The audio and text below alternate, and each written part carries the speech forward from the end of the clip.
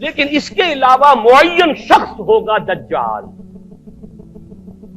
یہ معین شخص جو دجال ہوگا اس کے بارے میں بھی ایک تو بالکل متفق علیہ چیزیں ہیں. نمبر ایک کہ وہ شخص ہے، قطعی ہے، یقینی ہے، اس کا حلیہ بھی حضور صلی اللہ علیہ وسلم نے احادیث کے اندر بیان کیا ہے. دوسری بات یہ کہ اس کے ہاتھ میں قوانین قدرت، گویا کہ تسخیر کائنات گویا کہ نقطۂ عروج کو پہنچ چکی ہے. تمام اختیارات الہی تقریباً اس کے ہاتھ میں آ چکے ہوں. جو بڑے سے بڑے معجزے اللہ تعالیٰ نے نبیوں کو دیے ہیں وہ معجزے کر کے دکھائے گا. وہ مردہ کو زندہ کرے گا، مردہ لوگوں کی افواہوں کو لے کر آئے گا، ان کی روحوں کو، اگرچہ جھوٹی روحیں ہوں گی، وہ شیاطین جن ہوں گے جو ان کا بھیس بدل کر آئیں گے، لیکن یہ کہ وہ لوگوں سے کلام کریں گی. یہ اسپرچولیزم جو اپنی انتہا کو پہنچا ہوا ہے یورپ میں اور مغرب میں، یہ در حقیقت اسی کا ایک مظہر ہے. وہ کھلے بیابان کو کہے گا جہاں بالکل ٹکیل جو ہے وہ صحرا تھا، وہ لوگ گلزار کر دے گا جب چاہے گا، جب چاہے گا، جہاں چاہے گا بارش برسائے گا. فاصلہ اس کے لیے بے معنی ہوگا. اس کی سواری وہ ہوگی کہ جس کے دونوں کانوں کے درمیان فاصلہ 80 ہاتھ کا ہوگا. یہ سارے جو آج آپ کی اس ٹیکنالوجی کی جو انتہا جا رہی ہے اور جدھر جا رہی ہے، اس کو اچھی طرح سمجھ لیجیے. آج سے 100 سال پہلے شاید انسان ان چیزوں کا تصور نہ کر سکتا. وہ کوئی سواری ایسی بھی ہو سکتی ہے جس کے دو کانوں کے درمیان کا فاصلہ جو ہے وہ 80 ہاتھ کا ہو. آپ کے یہ سارے جیٹس جو ہیں وہ کیا ہیں؟ ان کے ریڈارز جو لگے ہوئے ہیں، دونوں کان ہیں ان کے. اس کا ایک قدم اگر مدینے میں ہوگا تو دوسرا بیت المقدس میں ہوگا. اس کی آواز پوری دنیا میں سنی جائے گی. سنی جا رہی ہے کہ نہیں؟ یہ ساری قدرت، ساری قوتیں، تسخیر کائنات کلیتاً ایک آدمی کو چیر کر دو ٹکڑے کرے گا، دونوں ٹکڑوں کو علیحدہ کرے گا، ان کے درمیان چلے گا اور پھر ان دونوں کو جوڑے گا اور کھڑا کر دے گا. احادیث میں ساری موجود ہے. سرجری جدھر جا رہی ہے کوئی جب نہیں کہ وہاں تک آدمی پہنچ جائے. فریز کر کے تو یہ معاملہ اب ہو ہی سکتا ہے، لیکن یہ کہ ابھی اگلا اور قدم کیا ہوگا کچھ نہیں کہہ سکتے. یہ چیزیں تو ہیں متفق علیہ.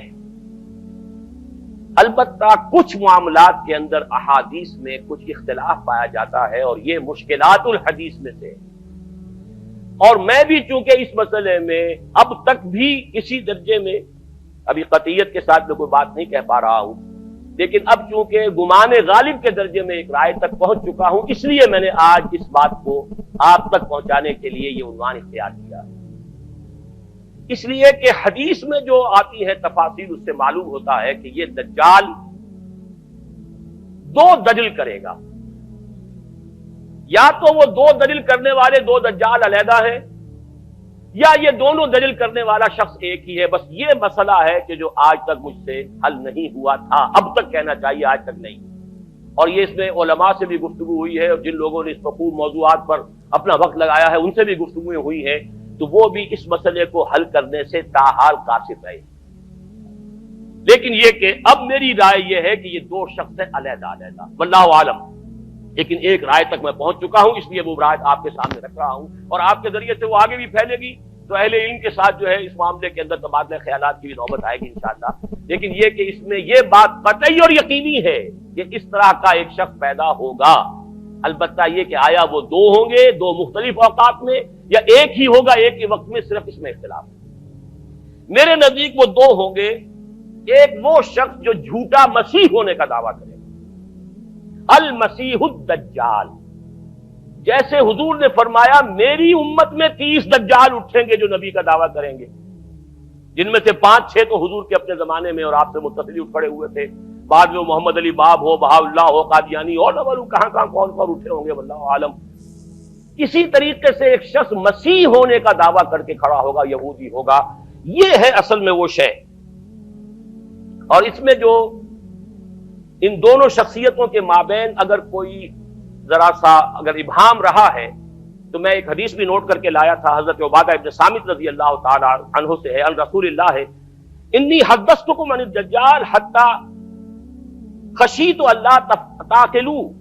میں نے تمہیں دجال کے بارے میں بہت سی باتیں بتائی ہیں تو مجھے یہ گمان ہوا کہ شاید تم اسے سمجھ نہ پاؤ.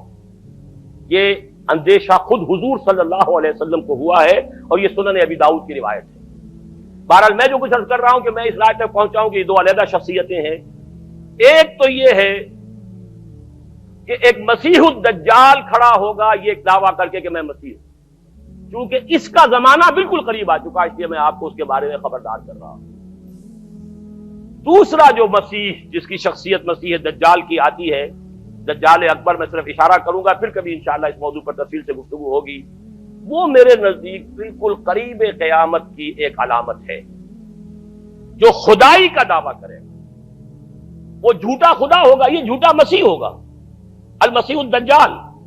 الدجال الاکبر وہ ہوگا کہ جو قیامت کے بالکل قریب کی تین نشانیاں ہیں، جبکہ وہ آ جائیں گی تو حدیث میں آتا ہے کہ اس کے بعد کسی شخص کے ایمان لانے کا، توبہ کرنے کا فائدہ نہیں ہوگا۔ ویسے تو علامات قیامت جو ہے ان میں سب سے پہلی میں نے بتایا تھا حضور کی بعثت خود علامات میں سے، اس کے بعد 10 علامتیں حضور نے گنوائی ہیں، اور وہ تدریجاً پوری ہوتی چلی جائیں گی۔ آخری علامات کے لیے حدیث سن لیجیے، عن ابی ہریرہ رضی اللہ تعالی عنہ قال قال رسول اللہ صلی اللہ علیہ وسلم ثلاث اذا خرجنا لا ينفع نفسا ایمانا لم تكن آمنت من قبل او کسبت فی ایمانها خیرا، طلوع الشمس من المغرب وخروج الدجال ودابۃ الارض۔ تین نشانیاں وہ ہیں کہ جب وہ ظاہر ہو جائیں گی تو پھر کسی کا ایمان لانا مفید نہیں ہوگا جو پہلے ایمان نہیں لایا تھا، یا جس نے اس سے قبل اپنے ایمان میں کچھ اعمال صالحہ کی کمائی نہیں کی تھی، یعنی گویا کہ توبہ کا دروازہ بند ہو جائے گا۔